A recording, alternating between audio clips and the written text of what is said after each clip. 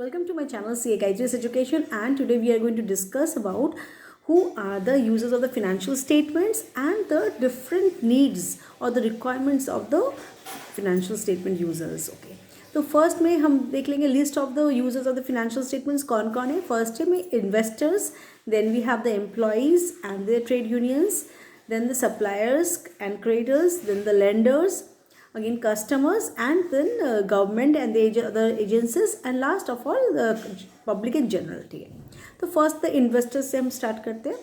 Investors का क्या requirements है from the financial statements. Investors कौन होते हैं? जो हमारे बिजनेस में रिस्क कैपिटल लगाते हैं. मैंने देखो गिव द कैपिटल, अपना कैपिटल को लगाते हैं जिसके बेसिस में कंपनीज चल रहा है, and they are the investors who buying the shares from the market.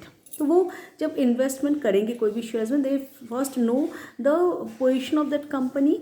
कोई भी इन्वेस्टमेंट डिसीजन लेने के आगे उनको कंप्लीटली फुल जेन्युइन उसका फुल कंपनी के डिटेल्स जानना पड़ेगा. उसका क्या मार्केट पोजीशन है, हाउ इट इज़ वर्किंग, और उसका पी रेशियो क्या है, एवरीथिंग डिटेल्स उसको जानना पड़ेगा.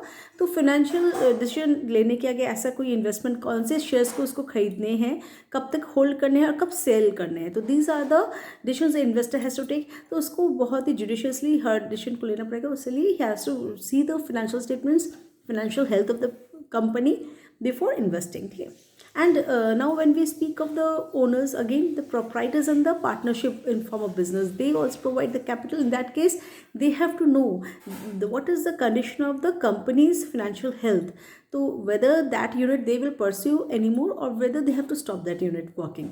So ये सब चीज़ investors का requirements from the financial statement. So they will see the financial statement, balance sheet, profit and loss, cash flow, everything they have to see in details to see whether the financial health of the concern which they are running in proper condition or not. ठीक है, and whether it is going to provide them profit in the long run or not.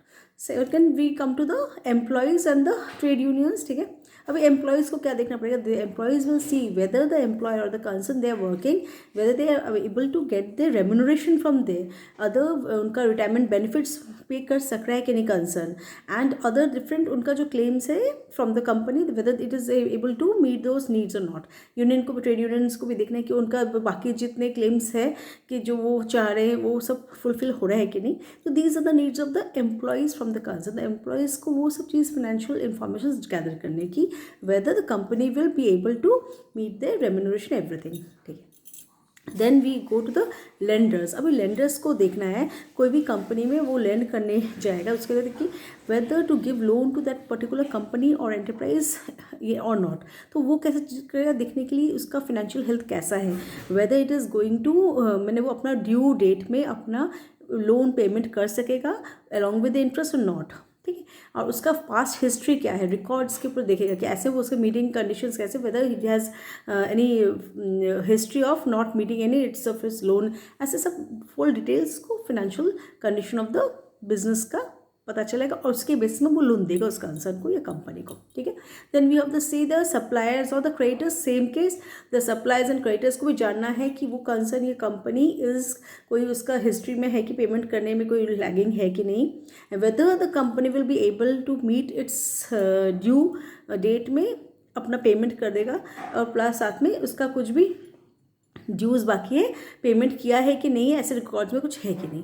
तो all this things are in requirement of the creditors and the suppliers. Right, now we go to the side from the customers. अब customers का क्या है? जो customers उस concern से या company से अपने सामान ले रहे हैं, लॉन्ग टर्म इन्वॉल्वमेंट है, उनको उसी कंपनी के बेस में अपना बिजनेस चलाना है, तो उनको देखना है कि वो बिजनेस लॉन्ग टर्म से कैसे वर्किंग कर रहा है, उसका क्या रिकॉर्ड है, कैसे वो अपनी मीटिंग्स जो वो कोई भी कॉन्ट्रैक्ट करते हैं उसको कैसे मीट कर रहा है, पेमेंट कर सब कुछ ठीक ठाक से सप्लाई दे सक रहा है कि नहीं वो कंपनी. तो all this things are requirement of the customers. जो उसी के जिस कंपनी से वो सामान लेगा उसमें लॉन्ग टर्म इन्वॉल्वमेंट का केस है, साथ में उसी के रॉ मटेरियल्स के बेसिस में उसका बिजनेस चल रहा है. Okay, now we have the government and the other agencies. Government का क्या काम है? To regulate the enterprise and company, and it has to see whether the regulation ठीक से चल रहा है कि नहीं, उसका जो full concern का working कैसा है, and in order to determine the taxation policies. Okay, and the national income में उसका क्या रोल प्ले हो रहा है इस कंसर्न कंपनी का.